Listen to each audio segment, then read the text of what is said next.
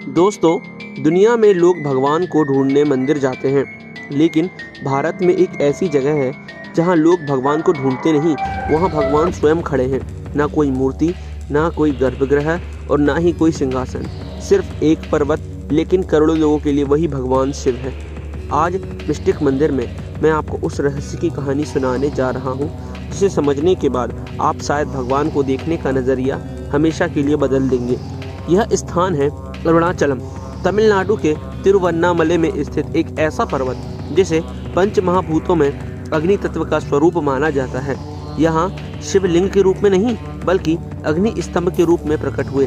कहानी उस समय की है जब ब्रह्मा और विष्णु दोनों को अपने अपने ज्ञान पर गर्व था, कौन श्रेष्ठ है। यह विवाद इतना बड़ा कि स्वयं शिव को हस्तक्षेप करना पड़ा। अचानक धरती कांपने लगी, आकाश जल उठा और दोनों देवताओं के सामने एक अनंत अग्नि स्तंभ प्रकट हुआ, इतना ऊंचा कि उसका अंत दिखाई न दे, इतना गहरा कि उसका आरंभ समझ में न आए। शिव की वाणी गूंजी, जो मेरे लिए आदि या अंत को पाएगा वही श्रेष्ठ कहलाएगा। विष्णु ने वराह का रूप लिया और नीचे की ओर चले गए। युग बीत गए, अंधकार ही अंधकार था, अंत नहीं मिला। उन्होंने सत्य स्वीकार कर लिया। ब्रह्मा ने हंस का रूप लिया और ऊपर की ओर उड़ चले, लेकिन अनंत ऊंचाई ने उन्हें थका दिया और तभी एक क्षणिक निर्णय ने इतिहास बदल दिया। उन्होंने झूठ का सहारा लिया और उसी पल अग्नि स्तंभ फट पड़ा। शिव प्रकट हुए, क्रोध नहीं लेकिन सत्य की कठोरता के साथ। ब्रह्मा को दंड मिला, उनकी पूजा पृथ्वी पर समाप्त हुई। विष्णु को वरदान मिला क्योंकि उन्होंने सत्य स्वीकार किया, और वहीं अनंत अग्नि स्तंभ धीरे धीरे स्थिर होकर अरुणाचल पर्वत बन गया। यही कारण है कि आज भी अरुणाचलम को जीवित शिव कहा जाता है।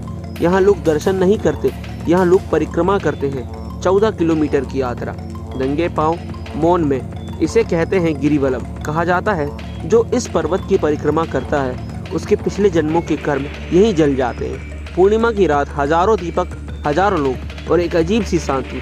लोग बताते हैं चलते चलते थकान गायब हो जाती है। अचानक रास्ता बताने वाला साधु मिल जाता है और अगले मोड़ पर वही साधु कहीं नहीं होता।